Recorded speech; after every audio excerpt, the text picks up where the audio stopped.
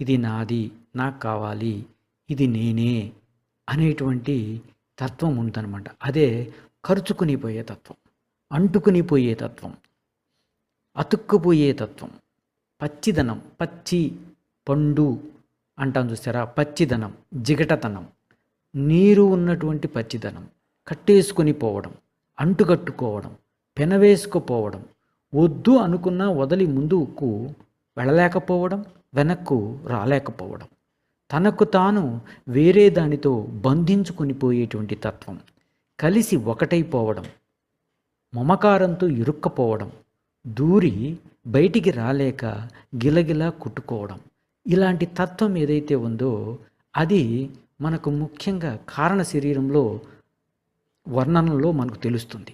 ఆ తత్వము ఈ 3 శరీరాలను కూడా నాది నాది అనుకుంటూ ఉంటుందన్నమాట.